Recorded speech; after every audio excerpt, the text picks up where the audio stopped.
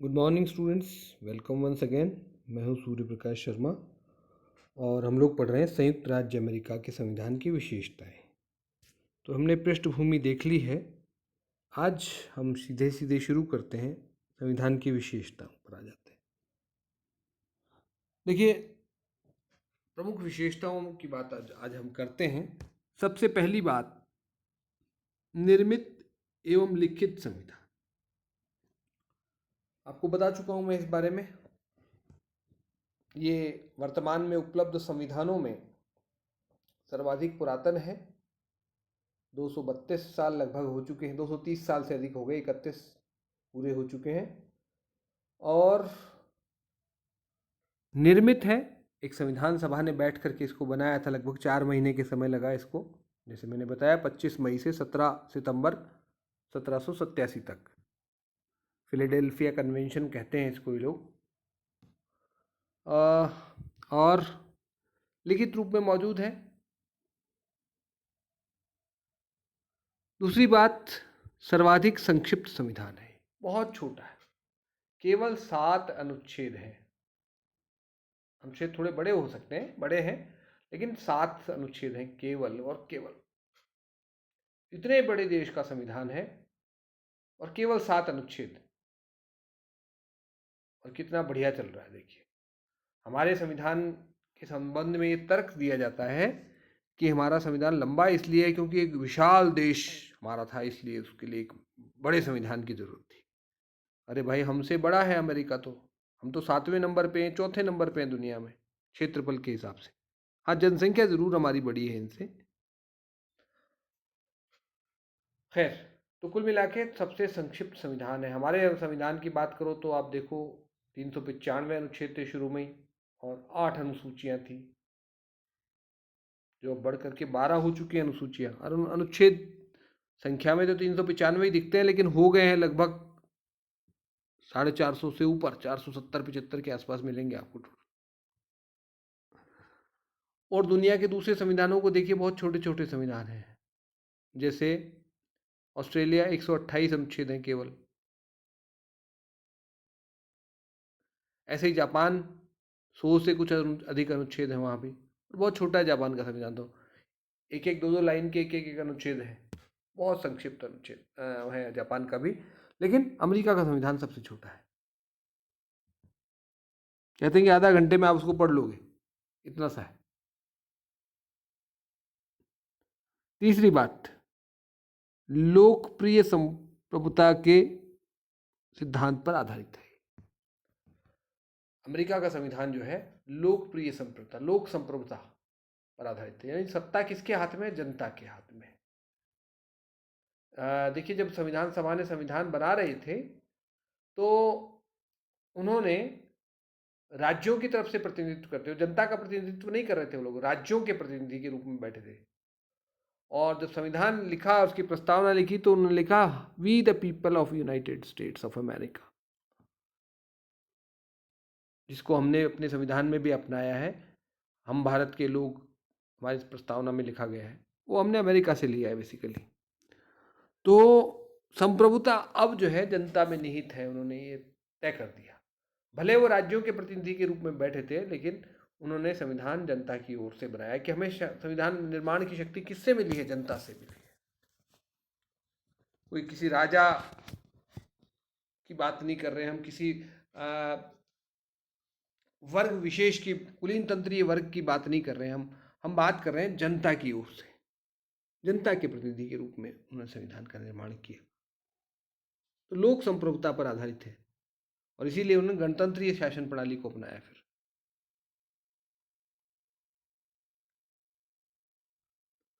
चौथी बात, संविधान की सर्वोच्चता। अमेरिका में जो है संविधान की सर्वोच्चता का सिद्धांत अपनाया गया है। ब्रिटेन में संसदीय संप्रभुता है, लेकिन अमेरिका में संविधान सर्वोच्च है। केसी वेयर का ये कहना है कि भाई, दुनिया में अगर कोई किसी देश के नागरिक अपने संविधान को इज्जत देते हैं, तो सबसे ज्यादा इज्जत अमेरिका के लोग अपने संविधान की करते हैं।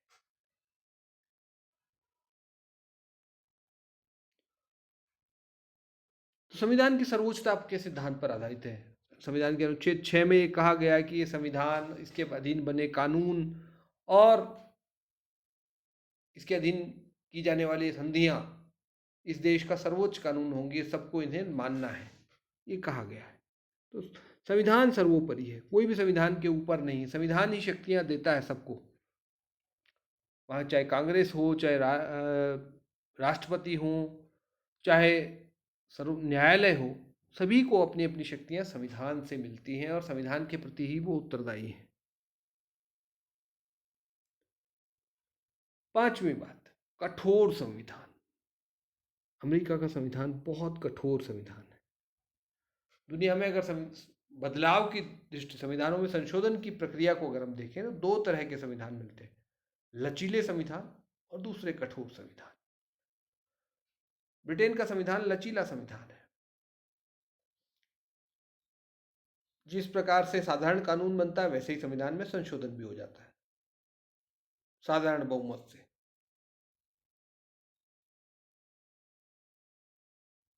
इसके ठीक विपरीत अमेरिका का संविधान है, बहुत कठोर है। संविधान संशोधन बहुत आसान नहीं है। और इसी तरह से ऑस्ट्रेलिया का संविधान भी बहुत कठोर संविधान की श्रेणी में आता है, क्योंकि वहाँ तो जनता के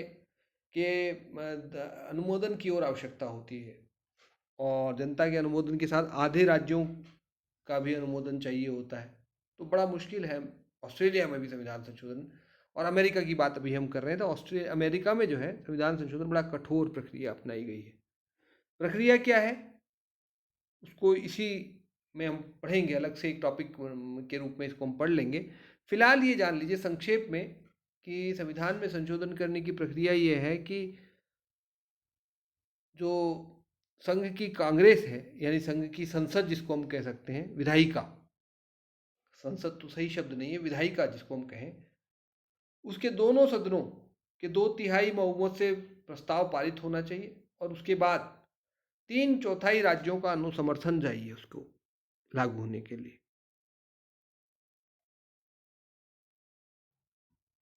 इस प्रकार बहुत कठोर संविधान है, और इसी कठोरता के कारण ही अब तक 231 सालों के इतिहास में केवल 27 संशोधन हो पाए।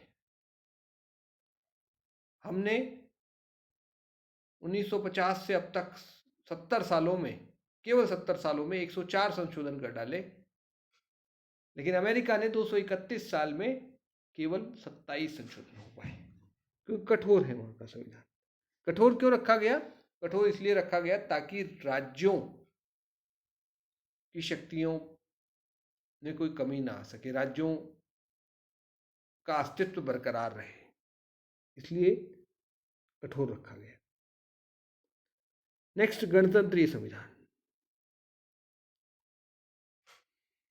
गणतंत्रीय संविधान का मतलब यह है कि वहाँ की जो कार्यपालिका का प्रमुख है वो राष्ट्रपति है, निर्वाचित राष्ट्रपति है, राजतंत्र नहीं है।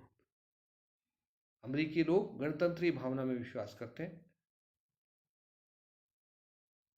वहाँ लोक संप्रभुता के साथ साथ गणतंत्र के संविधान को भी अपनाया गया है, और केवल संघ में नहीं बल्कि राज्यों में भी संविधान में प्रावधान कर दिया है कि राज्यों के संविधान भी गणतंत्रीय प्रकृति के होंगे। तो अमेरिका के जो राज्य हैं, 50 राज्य हैं आज की तारीख में, उन 50 राज्यों में भी गणतंत्रीय संविधान है। वहाँ का जो राजा है, प्रमुख है, राज्य की कार्यपालिका का प्रमुख, वो गवर्नर कहलाता है, और उसका निर्वाचन होता है। हमारे यहाँ की तरह उसका मनोनयन नहीं होता है, जैसे हमारे यहाँ तो राष्ट्रपति नियुक्त कर देता है, वहाँ ऐसा नहीं। वहाँ के राज्यों में जो गवर्नर होते हैं वो, उनका भी चुनाव होता है। हर राज्य के अपने तरीके हैं चुनाव के, क्योंकि राज्यों को बहुत शक्तियाँ प्राप्त हैं वहाँ पर। तो गणतंत्रीय संविधान को अपनाया गया है, संघ में भी और राज्यों के स्तर पर भी। नेक्स्ट, संघीय व्यवस्था। जैसा मैंने पिछले वीडियो में भी आपको बताया कि अमेरिका का संविधान संघीय शासन प्रणाली का या संघीय राज्य व्यवस्था का एक आदर्श नमूना प्रस्तुत करता है।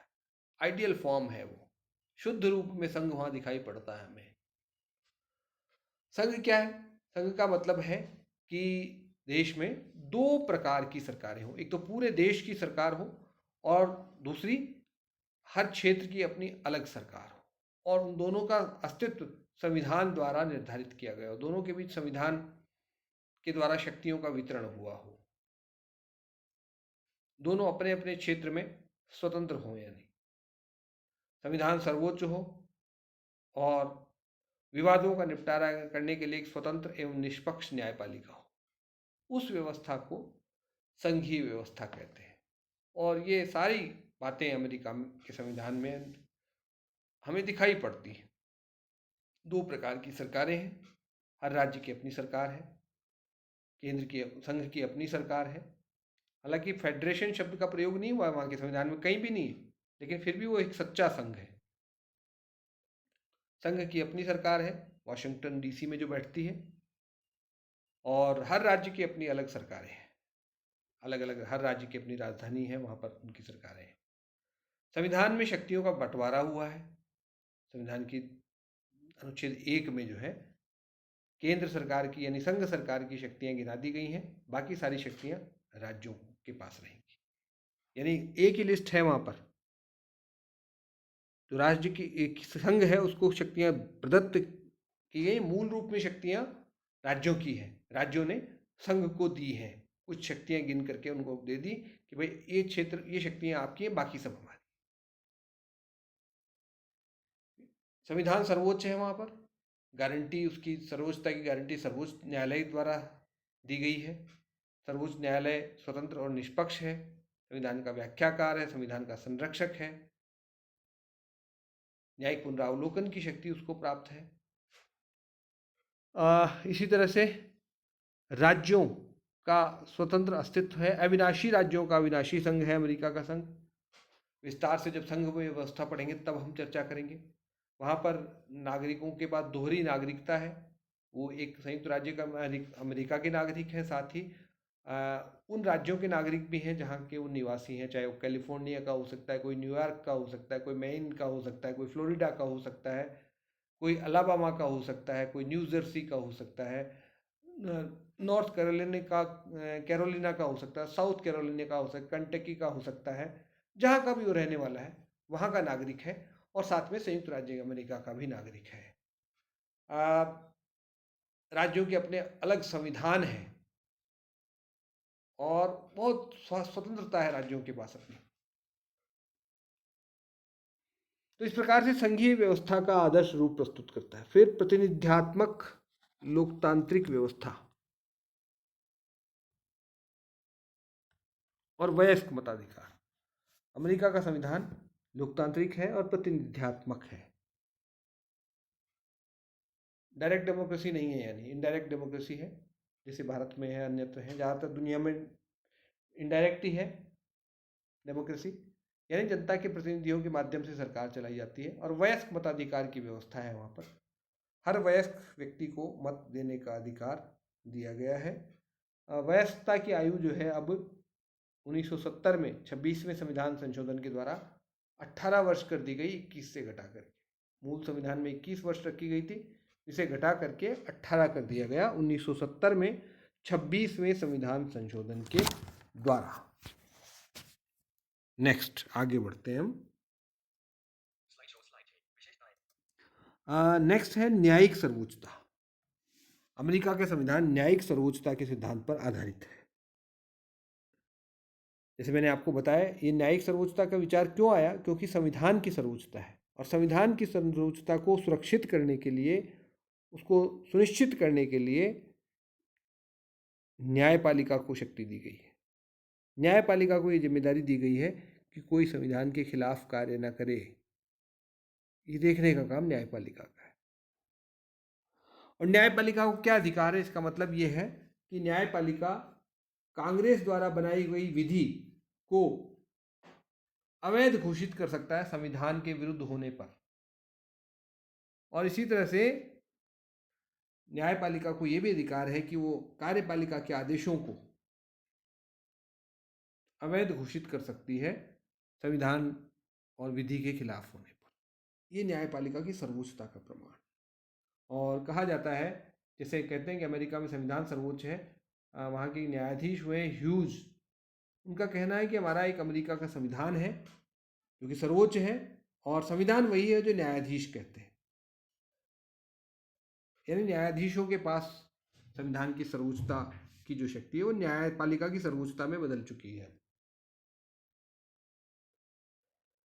नेक्स्ट है अध्यक्षात्मक शासन प्रणाली, राष्ट्रपति शासन प्रणाली हम इसको कह सकते हैं। गणतंत्रीय शासन हम बता ही चुके हैं आपको, वही बात है। प्रेसिडेंशियल फॉर्म ऑफ गवर्नमेंट है, यहाँ पर सारी शक्तियां राष्ट्रपति के पास है कार्यपालिका की। शक्ति पृथक्करण इस सिद्धांत पर आधारित है। शक्ति पृथक्करण का सिद्धांत, जैसे मैंने पहले भी बताया आपको, एक फ्रांसीसी दार्शनिक थे मॉन्टेस्क्यू, उन्होंने दिया था। उनकी किताब थी द स्पिरिट ऑफ लॉज, इसमें उन्होंने प्रतिपादित किया था। और इसका सारांश ये था कि सरकार के जो 3 कार्य होते हैं, व्यवस्थापन, कार्यपालन और न्याय पालन, कानून बनाना, कानून को लागू करना और कानून के अनुसार न्याय करना, ये तीनों काम करने के लिए सरकार के 3 अलग अलग अंग होने चाहिए, और इनमें में काम करने वाले लोग भी अलग अलग होने चाहिए, और इनको अपने अपने क्षेत्र में स्वतंत्रता प्राप्त होनी चाहिए। किसी एक व्यक्ति के पास या किसी एक अंग के पास ये शक्तियां एकत्रित नहीं होनी चाहिए, क्योंकि अगर ऐसा होगा तो वो विनाशकारी प्रभाव उत्पन्न कर सकता है, व्यवस्था को तहस नहस कर सकता है, नष्ट भ्रष्ट कर सकता है। इसलिए शक्तियों का विभाजन जरूरी है, शक्तियों का पृथक्करण जरूरी है, ताकि शक्ति सीमित रहे, सरकार के अंगों में सीमित शक्ति रहे, व्यक्ति के अधिकार सुरक्षित हो सके। फिर है साहब नियंत्रण एवं संतुलन। ये दोनों सिद्धांत मिलकर के काम करते हैं अमेरिका में, शक्ति पृथक्करण और नियंत्रण एवं संतुलन। शक्ति पृथक्करण का सिद्धांत पहली बार अमेरिका में ही प्रयोग में आया, और ये जो नियंत्रण और संतुलन का सिद्धांत क्या करता है, सरकार के विभिन्न अंगों को आपस में जोड़ता है। जहां शक्ति पृथक्करण का सिद्धांत तीनों को अलग अलग कर रहा है, वहीं ये तीनों को जोड़ रहा है आपस में, कुछ सीमा तक एक दूसरे के कार्य क्षेत्र में नियंत्रण दे रहा है। शक्ति पृथक्करण का सिद्धांत कहता है कि कानून बनाने का काम व्यवस्थापिका के पास रहना चाहिए। तो क्या व्यवस्थापिका मनमाने कानून बना सकती है? फिर तो व्यवस्थापिका को अगर पूर्ण छूट दे दी जाए कानून बनाने की, तो मनमानी कर सकती है। कार्यपालिका को पूर्ण छूट दे दी जाए तो वो मनमानी कर सकती है अपने क्षेत्र में, और न्यायपालिका भी मनमानी कर सकती है। देख रहे हैं आप आजकल क्या किस प्रकार की व्यवस्था देखने को मिल रही है हमें। तो ये चीज़ें हो सकती हैं। इससे बचने का उपाय क्या है? इसलिए बचने का उपाय ये है कि शक्ति पृथक्करण के साथ साथ एक सिद्धांत को और जोड़ दीजिए, वो है नियंत्रण एवं संतुलन का सिद्धांत। कि कोई भी अंग अपने क्षेत्र में मनमानी न कर सके, इसके लिए थोड़ी सी उसकी शक्ति में हस्तक्षेप करने की ताकत दूसरे अंग को दे दीजिए, नियंत्रित करने की, ताकि वो संतुलित रह सके। नियंत्रण के द्वारा संतुलित करना। जैसे अमेरिका में संविधान विधि निर्माण का काम कांग्रेस के पास है, राष्ट्रपति की उसमें सामान्यतः कोई दखल नहीं है, लेकिन कांग्रेस द्वारा पारित विधि को तभी विधि मानी जाती है, पारित बिल कहते हैं जिसको, अधिनियम, वो तब विधि बनता है, सॉरी विधेयक तब विधि बनता है, अधिनियम बनता है, जबकि राष्ट्रपति के उस पर हस्ताक्षर हो जाते हैं। सामान्यतः राष्ट्रपति को उस पर हस्ताक्षर करने ही होते हैं, लेकिन उसके बाद 10 दिन का समय होता है, और इस 10 दिन में अगर कांग्रेस की बैठक समाप्त हो जाती है तो वो बिल रद्द हो जाता है। इसको वीटो पावर कहते हैं। विस्तार से आगे हम पढ़ेंगे, जब कांग्रेस के बारे में पढ़ेंगे या राष्ट्रपति के बारे में पढ़ेंगे तब इसकी चर्चा करेंगे। तो राष्ट्रपति को अधिकार है कि वो कुछ विधियों को बनने से रोक सकता है। इसी तरह से न्यायपालिका के पास ये अधिकार है कि कोई विधि अगर अब अवैधानिक हो, संविधान के खिलाफ हो, तो वो उसे अवैध घोषित कर सकता है। इसी तरह से ये नियंत्रण के द्वारा संतुलित कर दिया ताकि कांग्रेस जो है मनमानी ना कर सके। इसी तरह से राष्ट्रपति के ऊपर भी कांग्रेस को नियंत्रण दिया गया है। राष्ट्रपति जो नियुक्तियां करता है उसका सीनेट द्वारा अनुमोदन होना आवश्यक है। राष्ट्रपति के खिलाफ महाभियोग का प्रस्ताव ला सकती है कांग्रेस। अभी आपने देखा जो वर्तमान राष्ट्रपति हैं ट्रंप, उनके खिलाफ महाभियोग का प्रस्ताव लाया गया था और वो पारित भी हुआ था हाउस ऑफ रिप्रेजेंटेटिव में। इसी तरह से न्यायपालिका पर भी नियंत्रण के तरीके हैं कुछ, जिनके द्वारा न्यायपालिका को भी नियंत्रित किया जा सकता है कुछ सीमा तक। जैसे न्यायपालिका न्यायाधीशों की नियुक्ति व्यवस्था राष्ट्रपति के द्वारा होती है और राष्ट्र न्यायाधीश के खिलाफ भी महाभियोग चलाया जा सकता है व्यवस्थापिका द्वारा। तो इस प्रकार से तीनों को एक दूसरे पर थोड़ा नियंत्रण दिया गया ताकि कोई भी मनमानी ना कर सके। इसको कहते हैं नियंत्रण एवं संतुलन का सिद्धांत। सीमित शासन की अवधारणा, लिमिटेड गवर्नमेंट, यानी शासन के पास, सरकार के पास ज़्यादा शक्तियाँ ना हो, इस विचार पर आधारित है अमेरिका का संविधान। इसके लिए बहुत सारे तरीके बनाए। संघवाद है एक, तो संघ और राज्यों के बीच शक्तियाँ बट गई, किसी एक जगह सारी शक्तियाँ केंद्रित नहीं हुई। फिर शक्ति पृथक्करण, हर सरकार में शक्ति पृथक्करण का सिद्धांत काम कर रहा है। कार्यपालिका, व्यवस्थापिका और न्यायपालिका के बीच शक्तियों का बंटवारा कर दिया गया ताकि कोई भी अंग मनमानी न कर सके। फिर जनता के मौलिक अधिकारों का प्रावधान कर दिया गया है प्रथम 10 संशोधनों के द्वारा, तो वो भी सरकार पर एक नियंत्रण लगाते हैं। इस प्रकार से सीमित सरकार की अवधारणा पर आधारित है अमेरिका का संविधान। नेक्स्ट, मौलिक अधिकार, ये मैं बता ही चुका हूँ आपको। मौलिक अधिकार मूल संविधान में नहीं थे, प्रथम 10 संशोधनों के द्वारा 1791 में उनको जोड़ा गया था। हालांकि सहमति संविधान बनते समय ही बन गई थी, पर यह तय हुआ कि भाई पहली जो कांग्रेस होगी वो संशोधन करके इनको जोड़ देगी। इसी आश्वासन पे कुछ राज्यों ने उसका अनुमोदन किया था। दोहरी नागरिकता के बारे में चर्चा कर ही चुके हैं, अर्थात वहाँ के जो नागरिक हैं वो एक तो राष्ट्र पूरे संयुक्त राज्य अमेरिका के नागरिक होते हैं, अपने क्षेत्र विशेष के नागरिक भी होते हैं। व्यक्तिवादी दर्शन पर आधारित संविधान, जो उदारवादी व्यक्तिवादी दर्शन है उस पर आधारित है। इसकी चर्चा भी हम विभिन्न संदर्भों में कर चुके हैं कि व्यक्ति की स्वतंत्रता पर आधारित है, व्यक्ति को महत्व प्रदान करता है, समुदाय के बजाय व्यक्ति के महत्व पर बल देता है सिद्धांत संविधान। तो इस प्रकार से ये प्रमुख विशेषताएं हैं हमारे अमेरिका के संविधान की। फिलहाल इतना ही रखते हैं। उम्मीद है आप ये बात समझ में आई होगी। आप जो PDF मैंने फाइल शेयर की है आपको, उसको भी पढ़ें। कोई कठिनाई हो तो मुझसे संपर्क करें।